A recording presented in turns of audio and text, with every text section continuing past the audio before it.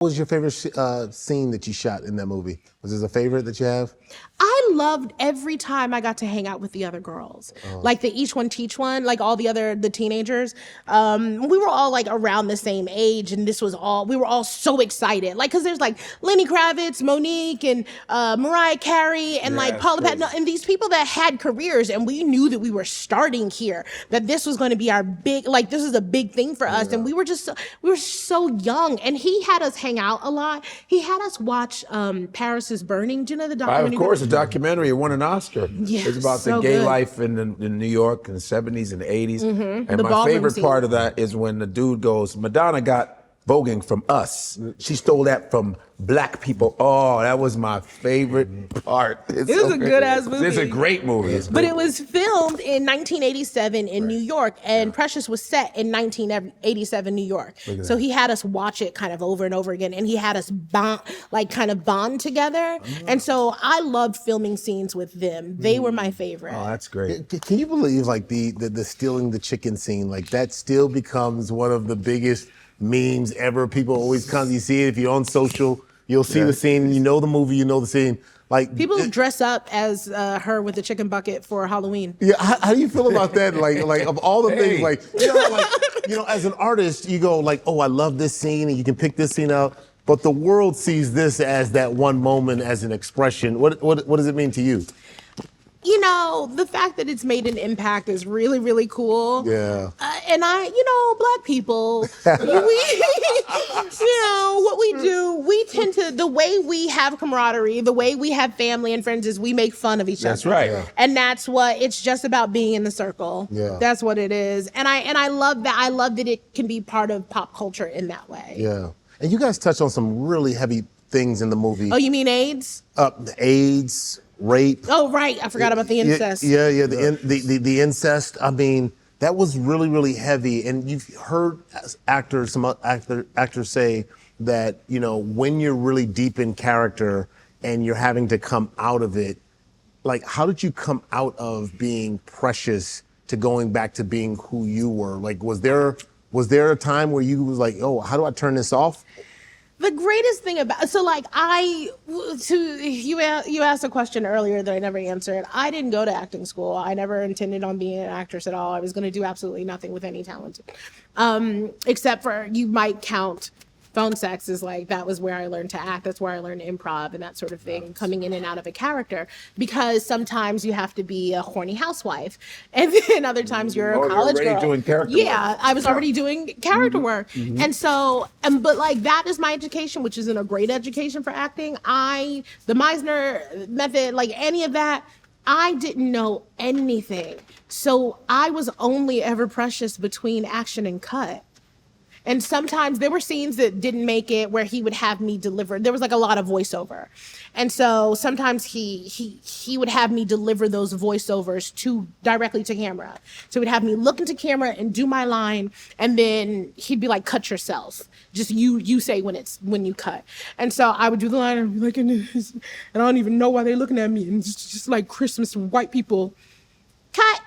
And people would literally lean back. Like people would, like the fact that because I would go from Precious's voice to my own voice immediately. Yeah. And people would be freaked out by it a little bit but also like, no one really had a frame of reference for me. Yeah. Like even so much that this one time on set, it was like late, and it was like a PA that had come in just for the day, and it was lunchtime. So I was like getting lunch, and she was like, "Hey, the actors are gonna go first, and so you can go later." And I go, "Okay," because like I'm like, that sounds right to me, and I stay in the line Because you're an actor, but you haven't made that connection. Yeah, and I don't know what she's talking about. I thought we were just having a conversation, and she's like, and I was like, "Okay, cool," and I stay where I am, and she's like, the actors eat first and then background eats later. And I was like, all right. And she's like, so get out of line. And I said, wow. Oh, I'm number one. And she goes, oh. Well, why are you? I'm sorry. And she like disappeared. But first of all, why are you talking to me like that? Yeah, right. Because I was just stupid background. But I remember I did background for my friend. It was a low budget film. Hey, but it was in Chicago. And I've never been in a film. I was like, I'll do it. I've never been on a film. So I was like a main background person because we were in an office sitting there getting fired. So we had to stand there like, you know? Yeah. So I remember sitting in, you know, all the background, they keep them in a room, they keep the background. So, you know, This you're background talking and extras meeting, holding. you're talking and meeting people and stuff. And we had a man, an old guy, you know, he's a grandfather, and this is what he was doing out of retirement. He goes, I was just, you know, I don't work anymore, but I like hanging out with younger people, and just a grandfather, respectful man. PA walks in. So I'm already militant. I don't ain't nobody talking crazy to me. And this is my friend's film. He's the director. So the guy goes in, he said, listen, you guys don't leave this room. The actors eat first. Da, da, da, da, da. And he's like yelling. I said, hey, my man, who are you yelling at, dog? No, who the f are you yelling at like that? I said, first of all, we have a person in here who's a grandfather. He's a senior, and you're talking to him crazy.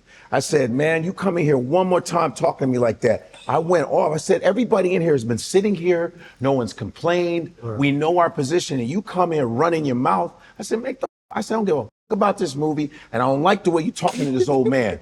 So you better come back in here properly. I'm not playing. Yeah. Dude, apologize. I said, man, I don't give a f about this movie. Would you ever talk to us like that? And you know what's crazy? I've always found that portion of Hollywood a little weird. Like, you know, if you're, you know, the like pecking order. The pecking order, like, hey, you're number one on the call sheet. Yeah. And I typically don't like that. Like, so either I'll come late on purpose, or if they do, I'm like, man, everybody, just come on. Like, we're all here to get food. You know what I mean? Like, you know, if you have like a lunch break, like, we enable that foolish behavior. Yeah. We are human beings. From the lighting people, there's people who are fathers. Everyone and mothers is talented. This is your talent that you are sharing. Everyone. That's the camera dudes, the lighting, they're making you look good, and you talking to them crazy. Man, I ain't having that.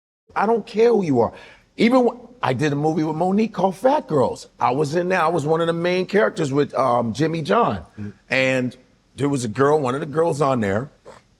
We were doing a scene. She was complaining. I go, why are you on the set? This is Monique's movie. She's the star. You talking like you the star.